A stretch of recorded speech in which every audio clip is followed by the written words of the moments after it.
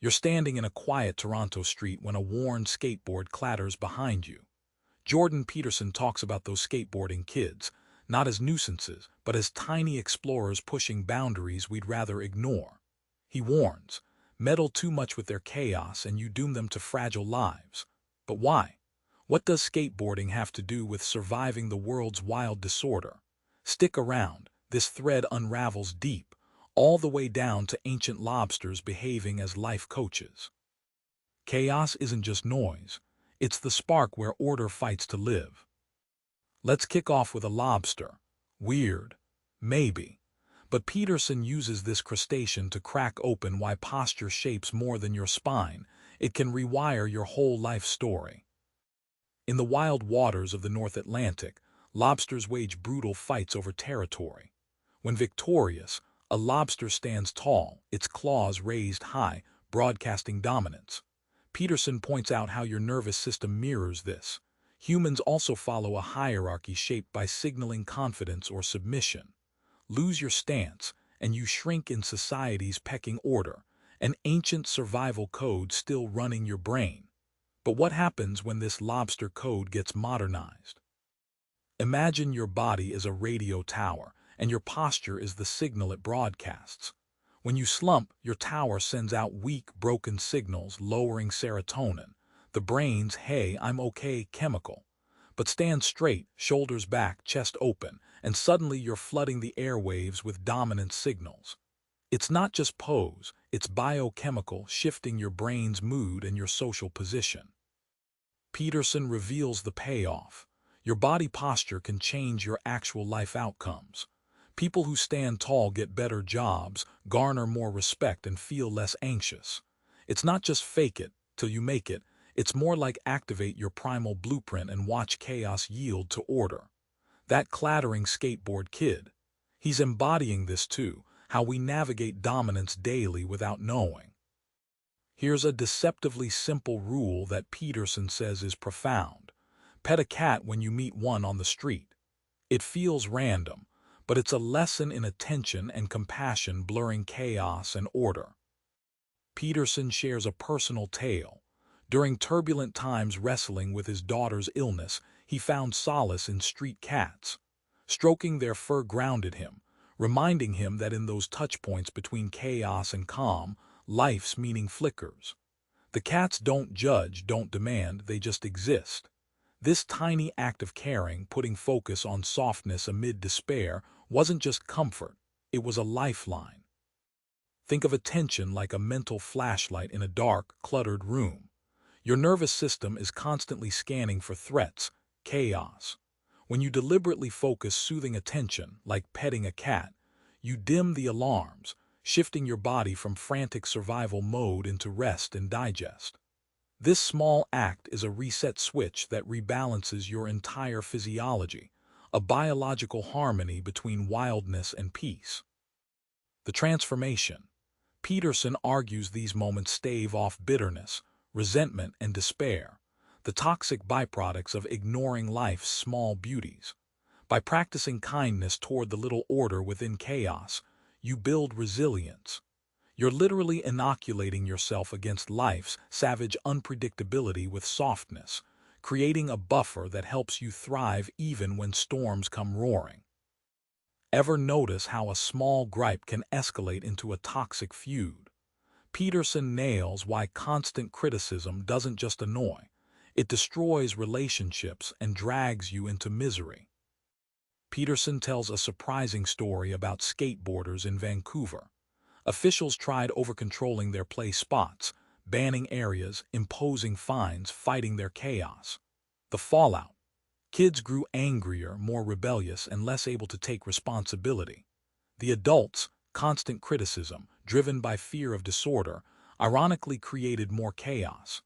That street-level saga mirrors our deeper human impulse to suffocate risk, ignoring that freedom fuels growth rather than decay.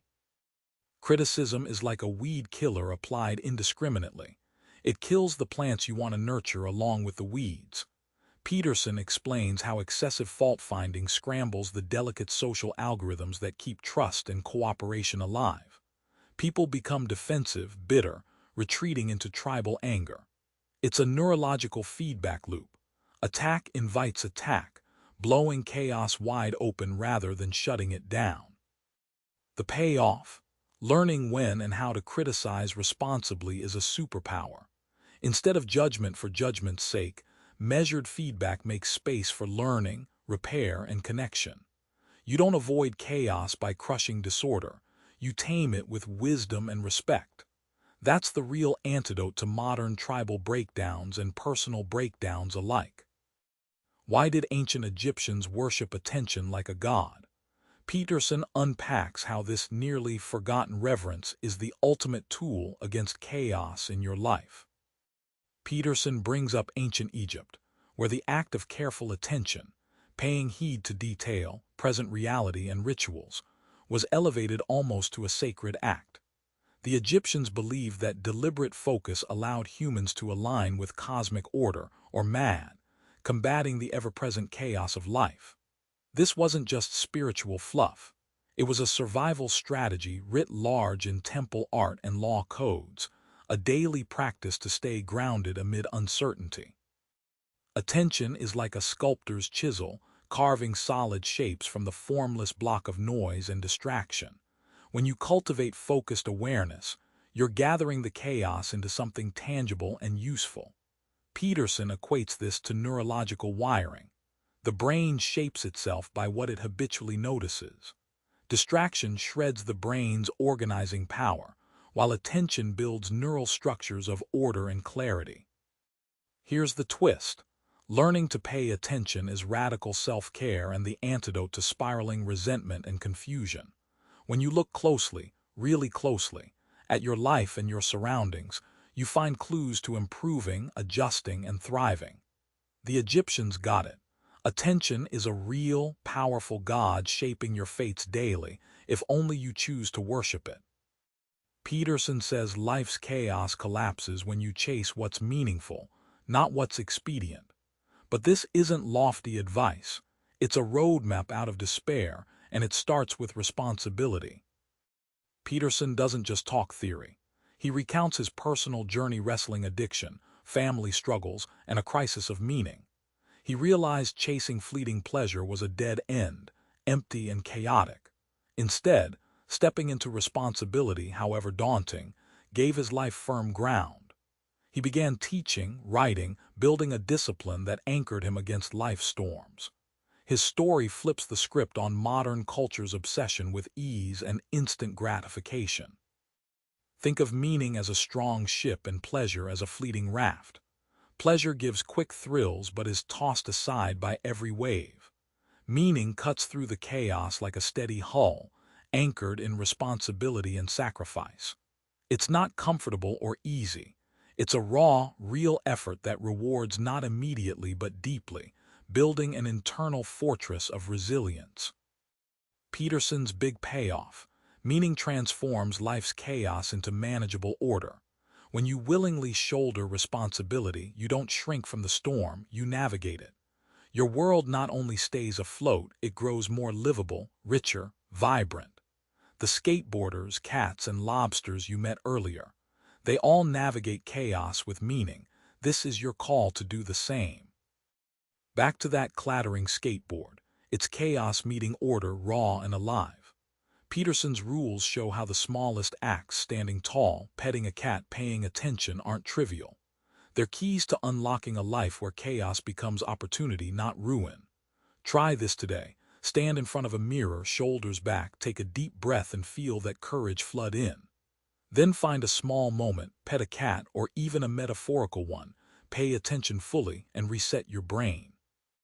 Chaos hasn't won. You've just begun the fight.